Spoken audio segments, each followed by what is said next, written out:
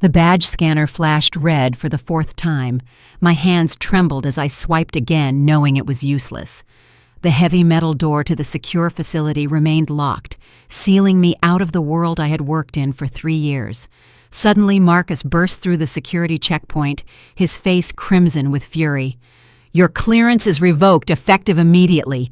Get out!" he screamed, spittle flying from his mouth. Security guards materialized from nowhere, surrounding me like I was a terrorist. The humiliation burned through my chest as every colleague in the hallway stopped to stare at my downfall. That evening, I sat in my cramped studio apartment, poking at lukewarm Chinese takeout with plastic chopsticks. The fluorescent kitchen light flickered overhead, casting harsh shadows across the stack of unpaid bills on my counter. My phone buzzed constantly with texts from coworkers asking what happened, but I couldn't bring myself to respond. How could I explain something I didn't understand myself? 3 weeks earlier, everything had been normal. I was Sherry Walsh, senior cybersecurity analyst at Meridian Defense Contractors, one of the Pentagon's most trusted partners. My job involved monitoring classified data access logs, tracking who viewed what information and when. It was detailed work that required absolute precision and unwavering integrity. The government trusted me with some of their most sensitive defense contracts, and I took that responsibility seriously. The problem started when I noticed irregularities in our system logs during a routine security audit. Foreign internet protocol addresses were accessing our servers at odd hours, always during shift changes when minimal staff worked on site.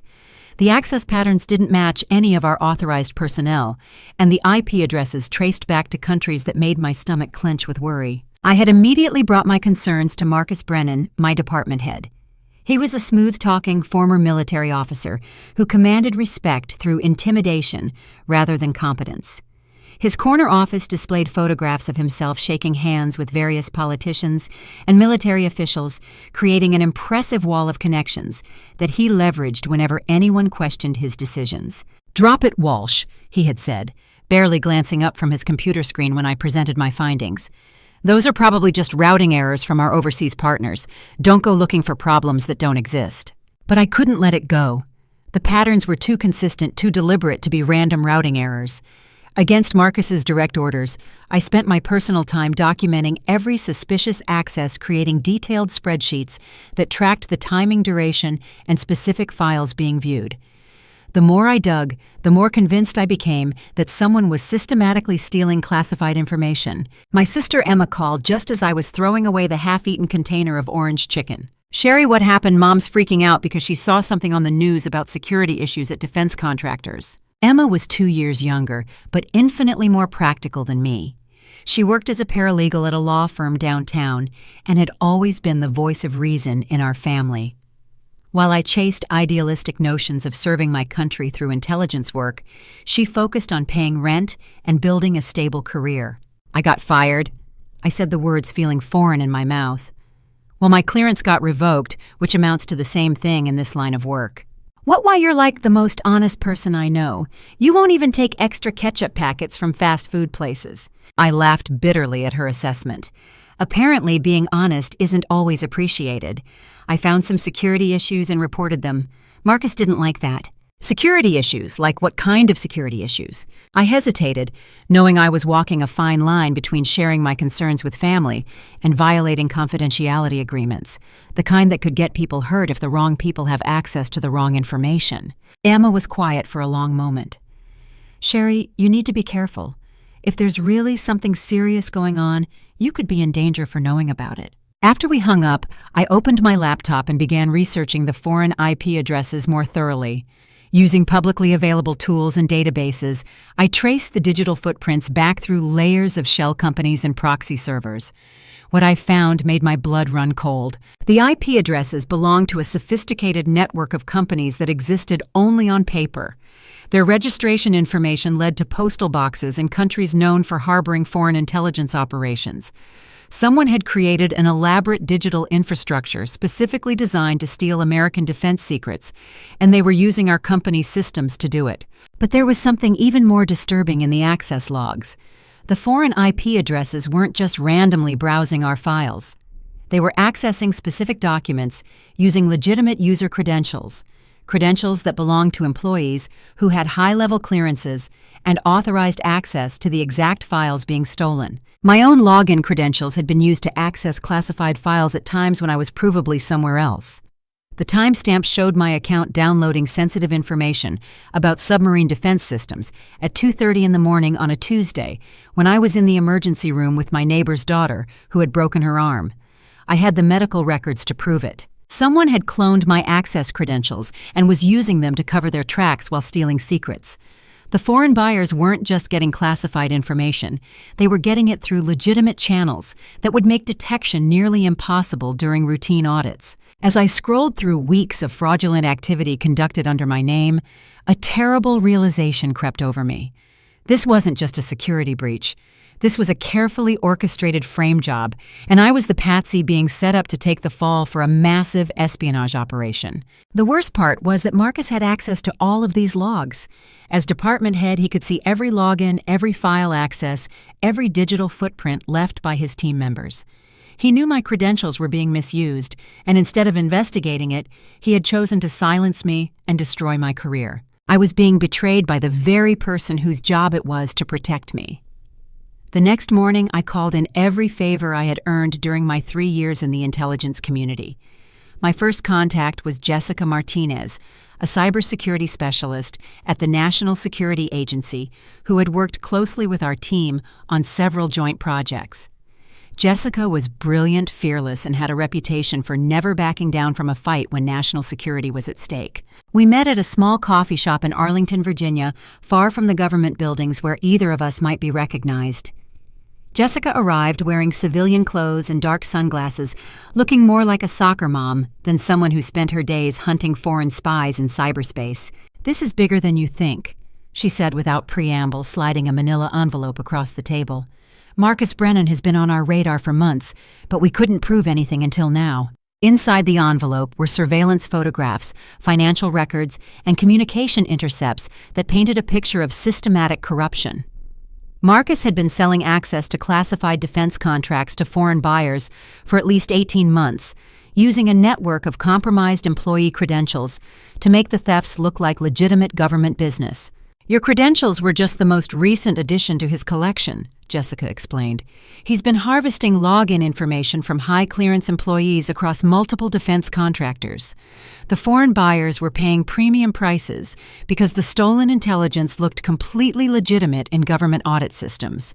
The financial records showed payments totaling over $3 million, flowing through offshore accounts linked to Marcus. He had used the money to purchase a beach house in the Outer Banks, a luxury sedan, and expensive jewelry for a woman who wasn't his wife.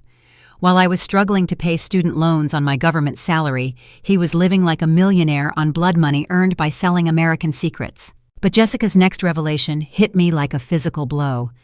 "The security footage from your office building shows Marcus using your workstation after hours.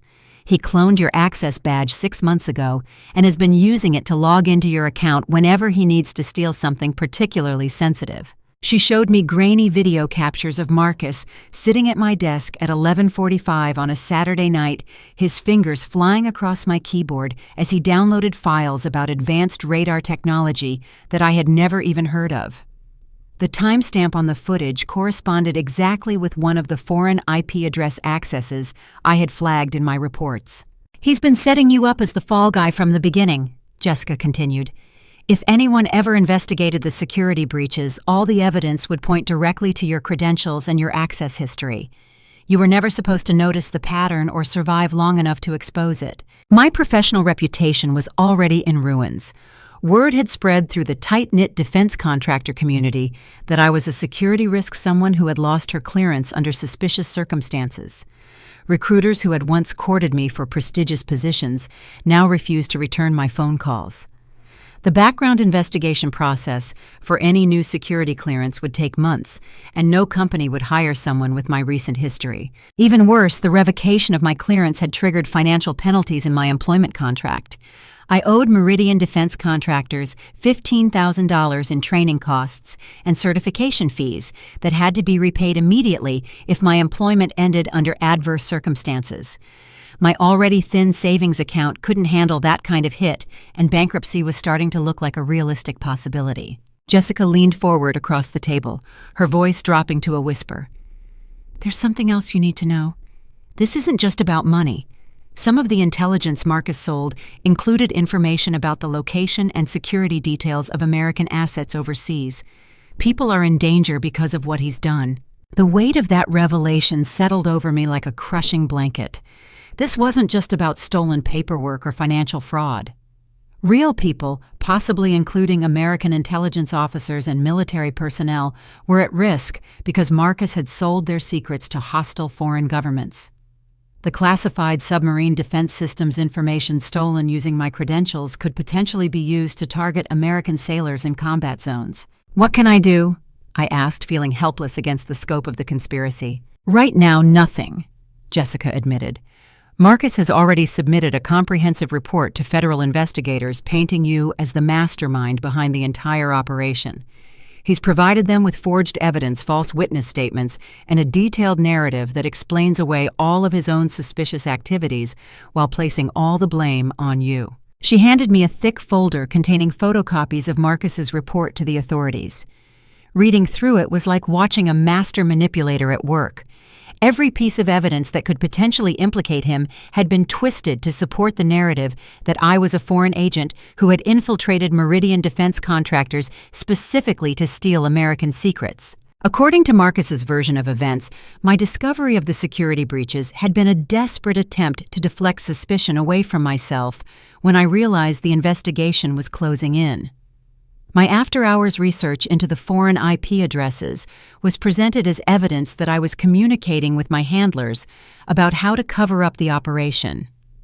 Even my sterling employment record and spotless background check were characterized as proof of how deeply embedded I was in a long-term espionage operation. "The FBI is taking his report seriously," Jessica warned. "They're building a case against you for espionage, conspiracy, and treason. If they move forward with prosecution, you could be facing life in prison." As I walked back to my car in the parking garage, I realized that I wasn't just fighting for my career anymore. I was fighting for my freedom, my future, and possibly my life. Marcus had created a perfect frame job, and unless I could find a way to expose the truth, I was going to prison for crimes I never committed, while he continued selling American secrets to the highest bidder. 3 days after my meeting with Jessica, a package appeared outside my apartment door with no return address or delivery company markings. Inside was a flash drive and a handwritten note that simply said, "You deserve to know the truth." The flash drive contained hundreds of documents that laid out the full scope of Marcus's criminal enterprise in devastating detail. Financial records showed payments from 7 different foreign intelligence services totaling $3.2 million over 18 months. The money had been carefully laundered through a network of shell companies and cryptocurrency exchanges before being deposited into offshore accounts controlled by Marcus. But the financial records were just the beginning. The drive also contained copies of the actual classified documents that had been stolen, along with encrypted communications between Marcus and his foreign contacts, discussing delivery schedules, payment methods, and requests for specific types of intelligence.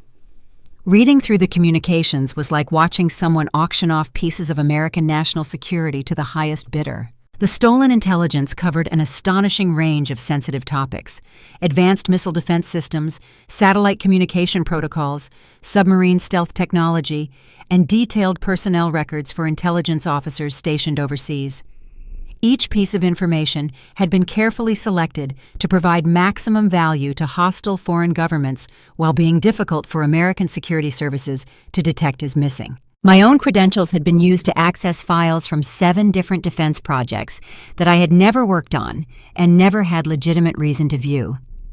The access logs showed my account downloading terabytes of classified information during times when I could prove I was elsewhere, creating a digital paper trail that painted me as the most prolific spy in American history. Even more damning were the surveillance records showing Marcus's activities over the past 6 months. Security cameras had captured him entering the Meridian building at unusual hours, always using employee access cards that belonged to other people. He had systematically cloned the credentials of 8 different high-clearance employees, rotating between their accounts to avoid creating suspicious patterns in any single person's access history. The most chilling documents were the communications planning my downfall. Marcus had spent weeks crafting a detailed dossier designed to frame me as a foreign agent, complete with fabricated evidence and false witness statements from coworkers who had no idea their names were being used to destroy my life. The dossier included forged financial records, suggesting I had received payments from foreign governments, doctored email communications that appeared to show me coordinating with foreign intelligence services, and carefully edited video footage that made my legitimate security research look like espionage coordination. But buried deep in the files was something that made my hands shake as I read it. Marcus hadn't just been selling intelligence to foreign governments. He had been providing them with detailed information about American intelligence assets overseas, including the real names, locations, and operational details of covert officers working in hostile countries. One document contained a request from foreign buyers for information about the American asset operating in the telecommunications sector in Eastern Europe. Marcus's response included not only the officer's real identity, but also details about his family members, their addresses in the United States, and the security protocols protecting them. That information could be used for kidnapping, assassination, or blackmail operations that would devastate American intelligence capabilities in the region. The final document on the drive was a timeline showing that Marcus had already submitted his fabricated report to 3 different federal agencies, including the Federal Bureau of Investigation, the Department of Defense Inspector General, and the Congressional Intelligence Oversight Committee. Each agency had received a carefully crafted version of the story that emphasized different aspects of my alleged guilt, while minimizing any evidence that might implicate Marcus. According to the timeline, federal agents were scheduled to arrest me within 72 hours on charges of espionage, conspiracy, and treason. The evidence package Marcus had provided was so comprehensive and convincing that no agency wanted to risk being the one that let a foreign spy slip through their fingers. My guilt had already been decided. The arrest was just a formality. I had less than 3 days to prove my innocence before my life was destroyed forever. The package also contained a burner phone with a single contact programmed into it. When I called the number, a nervous male voice answered on the first ring. "My name is Patrick Morrison," he said. "I was Marcus's assistant until yesterday when I couldn't stomach what he was doing anymore. I'm the one who sent you those files." Patrick explained that he had been unwittingly helping Marcus coordinate the espionage operation for months, believing he was assisting with legitimate government business. It wasn't until he overheard a phone conversation between Marcus and a foreign contact discussing payment for information about American assets that he realized the true nature of what was happening. "He's been using my computer access to communicate with foreign intelligence services," Patrick revealed. "All of my login credentials are tied to the operation, which means when the FBI investigates, they're going to find evidence implicating me as well. I can't let innocent people go to prison for his crimes." Patrick had spent 2 weeks carefully documenting Marcus's activities and gathering evidence before making copies of everything on the flash drive. He had recorded phone conversations, photographed financial documents, and even secretly installed monitoring software on Marcus's computer to capture his communications with foreign contacts. "There's something else," Patrick said, his voice barely above a whisper. "Marcus knows that you've been investigating him. He's planning to have you killed before the FBI arrests you, making it look like you committed suicide out of guilt. He's already hired someone to make it happen." The line went dead, leaving me alone in my apartment with the terrifying knowledge that I had perhaps hours, not days, before my life ended one way or another. Either the FBI would arrest me for treason, or Marcus would have me murdered to protect his operation. Both options led to the same result: my death and his continued freedom to sell American secrets. I looked around my small apartment, realizing it might be the last time I ever saw it as a free person. Everything I had worked for, everything I believed in, and everything I hoped to become was about to be destroyed by a man who saw American national security as nothing more than a commodity to be sold to the highest bidder. But as I sat there in the darkness, something inside me began to change. The fear and desperation I had been feeling for days started to transform into something else: cold, focused rage. Marcus had underestimated me when he chose me as his scapegoat. He had assumed I would quietly accept my destruction without fighting back, but he was about to learn that some people refuse to go down without a fight. I was done being a victim. It was time to become a hunter. I called my sister Emma at 6 in the morning, waking her up, but not caring about the early hour. "I need the name of the best criminal defense attorney your law firm knows," I said without explanation. "Someone who handles federal cases and isn't afraid of taking on the government." Emma, still groggy but sensing the urgency in my voice, gave me the contact information for Rachel Thompson, a former federal prosecutor who had built her reputation defending whistleblowers and government employees caught in political crossfire. Rachel's office was in downtown Washington, and she agreed to meet with me that same morning after Emma called in a personal favor. Rachel Thompson was everything I had hoped for, sharp, aggressive, and completely unimpressed by government authority.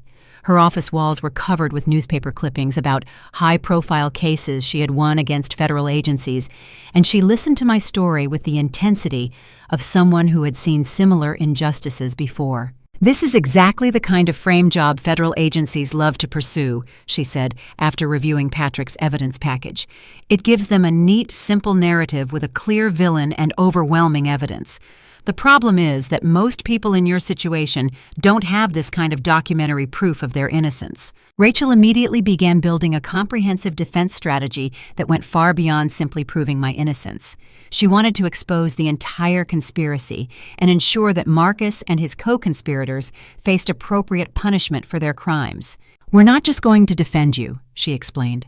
"We're going to destroy their case so thoroughly that they'll have no choice but to prosecute the real criminals." The first step was conducting our own digital forensics investigation using experts that Rachel's firm employed for complex cybercrime cases.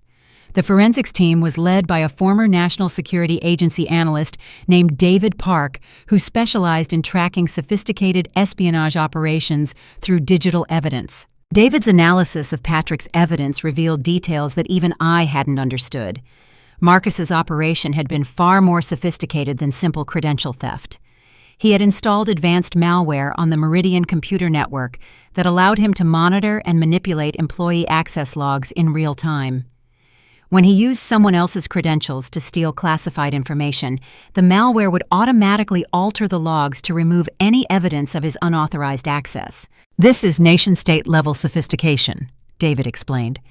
Marcus either had help from foreign intelligence services or access to tools that are way beyond anything a simple defense contractor should possess. More importantly, David's team was able to reconstruct the original unaltered access logs that showed the true pattern of unauthorized access. The digital evidence clearly demonstrated that my credentials were being used from computer terminals that I had never accessed during times when I was provably elsewhere, and to view files that were completely outside my area of responsibility. While David worked on the technical evidence, Rachel focused on building a broader case against Marcus's criminal network. She discovered that Marcus had violated numerous federal laws beyond simple espionage, including wire fraud, money laundering, and violation of attorney-client privilege when he accessed sealed court documents through his government connections. The breakthrough came when Rachel's investigators uncovered communications between Marcus and a co-conspirator, discussing their plan to eliminate me as a potential threat. The communications were captured on Patrick's surveillance equipment and included detailed discussions about making my death look like a suicide motivated by guilt over my alleged espionage activities. "This gives us everything we need," Rachel said. "We have documentary evidence of the espionage operation digital forensics proving your innocence and recorded communications showing premeditation for additional serious crimes. More importantly, we have a cooperating witness who was directly involved in the operation and can testify about Marcus's activities." Rachel arranged for Patrick to meet with federal investigators under a cooperation agreement that provided him immunity in exchange for his testimony. Patrick's insider knowledge of the operation, combined with the documentary evidence he had gathered, gave investigators a roadmap for unraveling the entire conspiracy. The FBI cybercrime unit that Rachel contacted was initially skeptical of our claims, but the quality and quantity of evidence we provided forced them to take our allegations seriously. Within 48 hours of our initial contact, federal agents had obtained warrants to search Marcus's home office and financial records. The searches revealed additional evidence that confirmed everything Patrick had documented. Marcus's personal computer contained encrypted communications with foreign intelligence services, financial records showing payments from hostile governments, and detailed plans for eliminating potential witnesses to his activities. Even more damaging was evidence that Marcus's criminal network extended far beyond Meridian defense contractors. The investigation revealed that he had been coordinating with corrupt employees at 3 other defense contractors, creating a comprehensive espionage operation that had been stealing American secrets on an industrial scale. The time-stamped server logs that David's team recovered proved conclusively that I was innocent of every charge Marcus had fabricated against me.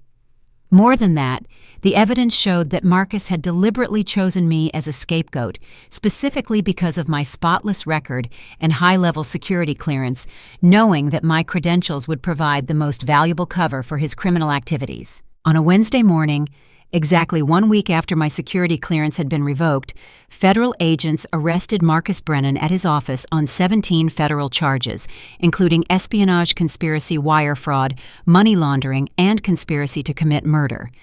The arrest happened while Marcus was in the middle of a phone call with foreign contacts discussing payment for intelligence about American military operations in the Pacific. As news of Marcus's arrest spread through the defense contractor community, my phone began ringing with calls from colleagues who had shunned me just days before. Suddenly, everyone wanted to apologize for doubting my integrity and express their admiration for my courage in exposing such a dangerous conspiracy. But the vindication felt hollow compared to the knowledge of how much damage Marcus had already done to American national security and how close he had come to destroying my life to cover up his crimes. The arrest of Marcus Brennan made front-page news in the Washington Post and became the lead story on every major television network. The scope of his espionage operation shocked even experienced intelligence professionals, and the fact that he had attempted to frame an innocent employee for his crimes added a human interest angle that captured public attention. Within hours of his arrest, 3 additional defense contractors were placed under federal investigation as authorities traced the full extent of the criminal network Marcus had assembled. The FBI discovered that corrupt employees at these companies had been systematically stealing classified information for the same foreign buyers, using Marcus's money laundering network to hide their payments. The media coverage was overwhelmingly supportive of my role in exposing the conspiracy.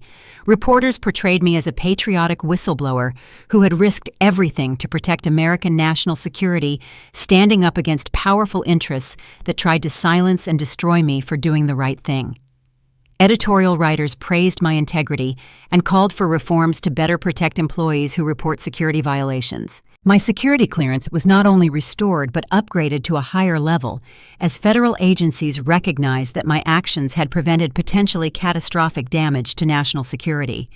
The agency director personally called to apologize for the way I had been treated and to thank me for my service to the country. "Your courage in pursuing this investigation despite the personal cost has saved American lives," he told me during a private meeting at his office. The intelligence that Marcus sold included information that could have been used to target American personnel overseas. By stopping him when you did, you prevented a tragedy that we might never have fully understood. The financial windfall from exposing Marcus's operation was substantial. The federal government's whistleblower protection program entitled me to a percentage of the money recovered from the criminal enterprise, which totaled over $4 million when combined with Marcus's assets and the proceeds from selling his luxury purchases. My share of the recovery would be enough to pay off my student loans, buy a house, and establish a solid financial foundation for the rest of my life. More importantly, multiple companies began competing to hire me for prestigious positions that recognized my proven integrity and analytical skills.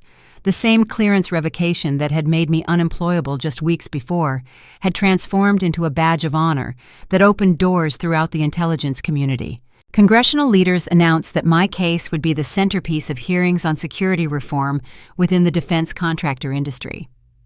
My testimony would help shape new regulations designed to prevent similar conspiracies from developing and to better protect employees who report security violations. The personal satisfaction came not from the money or career opportunities, but from knowing that Marcus's attempt to destroy me had backfired spectacularly. His plan to make me the scapegoat for his crimes had instead led directly to his downfall, and his arrogant assumption that I would quietly accept my destruction had proven to be a fatal miscalculation. Marcus's attempts to flee the country provided additional evidence of his guilt that eliminated any possible doubt about his culpability. Airport security cameras captured him attempting to board a flight to a non-extradition country while carrying $2 million in cryptocurrency stored on encrypted devices and traveling under false identity documents that he had purchased from the same criminal network he used for money laundering. The false identity documents linked Marcus to additional criminal organizations that the FBI had been investigating for years, expanding the scope of the case far beyond simple espionage into international organized crime. His desperation to escape prosecution had led him to make connections that exposed dozens of other criminals and provided federal authorities with evidence for multiple additional prosecutions. Even more satisfying was watching Marcus's political connections abandon him as quickly as possible to avoid being associated with the scandal. The same officials who had attended his office parties and accepted his campaign contributions now claimed they barely knew him and had always suspected something was wrong with his rapid rise within the defense contractor community. His wife filed for divorce and obtained a restraining order after learning that Marcus had been using their joint bank accounts to launder money for foreign intelligence services. The beach house and luxury sedan were seized as evidence, leaving his family facing financial ruin as the full extent of his criminal activities became public knowledge. The co-conspirators at other defense contractors quickly began cooperating with federal investigators, hoping to minimize their own sentences by providing information about Marcus's leadership role in the criminal enterprise. Their testimony painted a picture of Marcus as the mastermind who had recruited corrupt employees across multiple companies and coordinated the systematic theft of American secrets on behalf of hostile foreign governments. Within 6 weeks of his arrest, Marcus's entire criminal network had collapsed as federal agents rolled up dozens of co-conspirators and seized millions of dollars in assets purchased with blood money earned by betraying American national security. The speed with which Marcus's empire crumbled demonstrated how thoroughly he had underestimated both the strength of the evidence against him and the determination of law enforcement to pursue justice in cases involving national security crimes. The federal trial of Marcus Brennan became one of the most closely watched espionage cases in recent American history.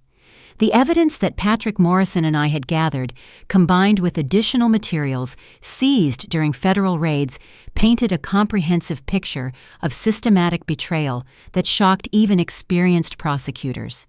During the 3-week trial, federal prosecutors presented evidence showing that Marcus had sold classified information to 7 different foreign intelligence services over a period of 18 months, earning more than $4 million in payments that he had laundered through shell companies and cryptocurrency exchanges. The stolen intelligence included information that directly endangered American personnel overseas and compromised ongoing military operations in multiple theaters. The most damning testimony came from Patrick Morrison, who described in detail how Marcus had manipulated him into assisting with the espionage operation while believing he was helping with legitimate government business. Patrick's emotional testimony about discovering the true nature of Marcus's activities and his decision to risk his own freedom to expose the conspiracy brought several jurors to tears. David Park's technical testimony explained how Marcus had used sophisticated malware to manipulate computer logs and create false evidence framing me for his crimes.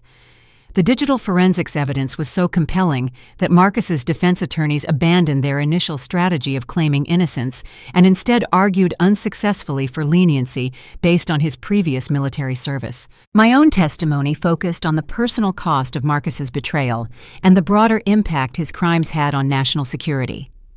I described the devastating effect of losing my security clearance and facing potential prosecution for treason, while knowing that the real criminal was continuing to sell American secrets to hostile governments. Marcus Brennan didn't just steal classified information, I told the jury. He stole my reputation, my career, and my faith in the system I had dedicated my life to serving. More importantly, he put American lives at risk for personal profit and then tried to destroy an innocent person to cover up his crimes. The jury deliberated for less than 6 hours before returning guilty verdicts on all 17 federal charges. Marcus showed no emotion as the verdicts were read, but his family members broke down in tears as they realized the full consequences of his actions. The sentencing hearing 3 months later drew standing-room-only crowds as federal prosecutors requested the maximum penalty under federal sentencing guidelines. Marcus's defense attorneys presented character witnesses who testified about his previous military service and community involvement, but the judge was unmoved by arguments that his background justified leniency. The defendant held a position of extraordinary trust within the American defense establishment, Judge Sarah Chen said during sentencing. He used that trust to betray his country for personal profit, endangering American personnel overseas, and compromising national security operations that took years to develop. The 25-year sentence I am imposing reflects the gravity of these crimes and the need to deter others who might consider similar betrayals. Marcus's co-conspirators received sentences ranging from 8 to 15 years in federal prison, with the longest sentences reserved for those who had played leadership roles in the criminal network. Several defendants who had cooperated with the investigation received reduced sentences, but even they faced substantial prison terms that reflected the seriousness of their crimes. The civil lawsuit that Rachel Thompson filed against Marcus and the defense contractors involved in the conspiracy resulted in a settlement worth $7.2 million that recognized the damage done to my reputation and career. The settlement also included provisions for ongoing security measures to protect me from potential retaliation by foreign intelligence services who had been damaged by the exposure of their operations. The congressional hearings that followed the trial resulted in significant reforms to security procedures within the defense contractor industry. New regulations required enhanced monitoring of employee access to classified information, mandatory reporting procedures for security violations, and stronger protections for whistleblowers who report suspicious activities. My testimony before the House Intelligence Committee was broadcast live on national television and became a defining moment in the broader conversation about integrity within the national security establishment. The committee chairman praised my courage in pursuing the investigation despite the personal cost and called my actions a model for other government employees facing similar situations. "Sherry Walsh represents the best of American public service," he said in his closing remarks. "Her willingness to risk everything to protect national security demonstrates the kind of integrity and patriotism that makes our democratic system possible." The Intelligence Community Medal of Valor that I received 6 months after the trial was presented in a private ceremony attended by senior officials from multiple federal agencies. The award citation praised my extraordinary courage in exposing a sophisticated espionage operation and my unwavering commitment to protecting American national security despite facing personal and professional destruction. But the most meaningful recognition came from intelligence officers who contacted me privately to thank me for protecting their identities and operational security by stopping Marcus's criminal enterprise. Several officers told me that their lives had been directly threatened by the intelligence Marcus had sold, and that my actions had literally saved them from assassination or kidnapping by hostile foreign services. The scholarship fund that I established with part of my settlement money provided financial assistance to students pursuing careers in cybersecurity and intelligence analysis.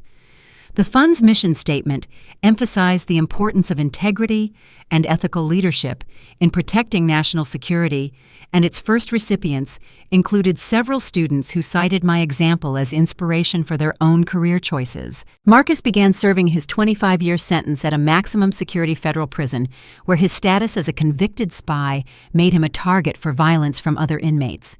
Reports from the prison indicated that he had been placed in protective custody after receiving death threats from inmates who viewed his crimes as unforgivable betrayals of American service members. 1 year after Marcus's sentencing, I stood at the podium of the annual Cybersecurity Leadership Conference in San Diego, looking out at an audience of over 2,000 professionals who had come to hear about ethical leadership in the intelligence community.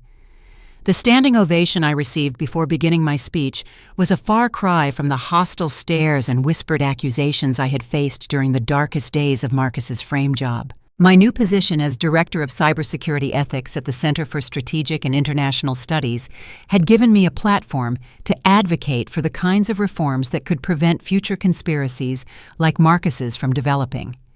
The research team I led had already published influential papers on insider threat detection, whistleblower protection, and ethical decision-making in national security contexts. Integrity is not just a personal virtue, I told the audience. In our profession, integrity is literally a matter of life and death. The information we protect doesn't just represent government secrets. It represents the safety and security of American personnel serving overseas, often in hostile environments, where the wrong information in the wrong hands can mean the difference between life and death. The protocols and procedures that my team had developed were being implemented across the defense contractor industry as new standards for preventing insider threats and protecting whistleblowers. The Marcus Brennan case had become a textbook example of how unchecked corruption could compromise national security, and my recommendations for reform were being studied in government training programs and academic institutions. Patrick Morrison had rebuilt his career as an advocate for government transparency and whistleblower protection. His testimony in the Marcus case had led to speaking engagements and consulting opportunities that allowed him to help other potential whistleblowers navigate the complex legal and ethical challenges of reporting government misconduct. We stayed in regular contact, and he often credited his decision to come forward as the most important choice he had ever made. Jessica Martinez had been promoted to head the NSA's cybersecurity division after her role in exposing Marcus's conspiracy demonstrated her exceptional analytical skills and commitment to protecting national security. She had implemented new procedures for investigating suspicious activities within the intelligence community, and several significant cases had been successfully resolved using techniques she had developed during our collaboration. Rachel Thompson had become one of the most sought-after attorneys in Washington for cases involving government whistleblowers and national security law. Her aggressive defense of my case had established her reputation as someone willing to take on powerful interests to protect the rights of individuals who expose government misconduct. She had successfully represented dozens of other whistleblowers in the years following my case. The scholarship program I had established had grown into a major initiative that provided financial support and mentorship opportunities for students pursuing careers in cybersecurity and intelligence analysis. The program's emphasis on ethical leadership and integrity had attracted support from major technology companies and government agencies, allowing it to expand beyond my initial donation. On a personal level, the ordeal had taught me the importance of building meaningful relationships outside of work. I had started dating David Chen, a cybersecurity researcher at Georgetown University, who shared my commitment to using technology to protect rather than exploit vulnerable people. Our relationship was built on mutual respect and shared values, and he had provided emotional support during the difficult process of rebuilding my life after Marcus's betrayal. The financial security that came from the settlement and the whistleblower award had allowed me to purchase a house in a quiet neighborhood outside Washington, complete with a home office where I could work on research projects and writing. The house also had space for the dog I had adopted from a local rescue organization, a golden retriever named Liberty, who had helped me rediscover the simple pleasures of life outside the high-stress world of intelligence work. Marcus remained in federal prison, where reports indicated that he had become increasingly isolated and paranoid as the reality of his situation set in. His appeals had been unsuccessful, and legal experts agreed that his conviction was unlikely to be overturned, given the overwhelming evidence of his guilt. His family had moved to another state and changed their names to escape the stigma of his crimes. The foreign intelligence services that had purchased stolen information from Marcus had suffered significant damage to their operations as a result of the case becoming public. Several countries had been forced to recall intelligence officers whose identities had been compromised, and ongoing operations had been disrupted as American security services implemented new protective measures. The broader impact of the case had been to strengthen protections for government employees who report security violations and to create new mechanisms for detecting and preventing insider threats. The reforms that emerged from congressional hearings had made it significantly more difficult for future criminals to operate undetected within the defense contractor community. As I concluded my speech at the conference, I reflected on how the worst experience of my professional life had ultimately led to the most meaningful work of my career. Marcus's attempt to destroy me had instead revealed my true calling as an advocate for integrity and ethical leadership in the national security community. The question and answer session after my speech included several questions from young professionals who were inspired by my example, but worried about the personal costs of standing up to powerful interests. I told them what I had learned from my own experience, that integrity is never a weakness, and that those who try to destroy it often end up destroying themselves. The most important lesson I learned from this experience, I said, is that doing the right thing is never easy, but it's always worth it. The temporary pain of standing up to corruption is nothing compared to the permanent damage of staying silent and allowing it to continue. After the conference, I received dozens of messages from audience members who shared their own stories of facing ethical dilemmas in their careers. Many thanked me for providing an example of how ordinary people could make extraordinary differences by refusing to compromise their principles when confronted with wrongdoing. That evening, as I sat in my hotel room overlooking the Pacific Ocean, my phone rang with a call from an unfamiliar number. The voice on the other end was nervous and hesitant, reminding me of my own uncertainty during the early days of my investigation into Marcus's crimes. Ms. Walsh, my name is Jennifer Adams, and I work for a defense contractor in Colorado. I've been following your case, and I think I might be seeing something similar at my company. Could you help me understand what I should do? I smiled as I realized that the cycle was continuing, that my experience would help protect another potential victim and expose another potential threat to American national security. The fight for integrity and accountability in the intelligence community was far from over, but each person willing to stand up and speak truth to power made the system a little bit stronger. Jennifer, I said, I'd be happy to help. Why don't you start by telling me what you've observed, and we'll figure out the best way to protect both you and national security. As we talked through the details of her concerns, I felt a deep sense of satisfaction, knowing that Marcus's attempt to silence me had instead amplified my voice and created a network of people committed to protecting American national security from those who would betray it for personal gain. The greatest victory wasn't just that justice had been served, but that the system had become stronger and more resistant to future betrayals. Marcus had tried to prove that corruption always wins over integrity, but instead, he had demonstrated that evil ultimately defeats itself when good people refuse to stay silent. Have you ever found yourself in a situation where doing the right thing seemed impossible because of the personal cost involved? I'd love to hear your thoughts in the comments below about how we can support each other in maintaining our integrity even when facing powerful opposition. If this story resonated with you and reminded you of the importance of standing up for what's right, please give it a like and subscribe to hear more stories about ordinary people finding the courage to do extraordinary things.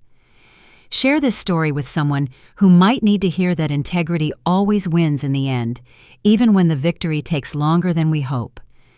Thank you for listening to my story, and remember that your voice matters more than you know when it comes to protecting the values we all cherish.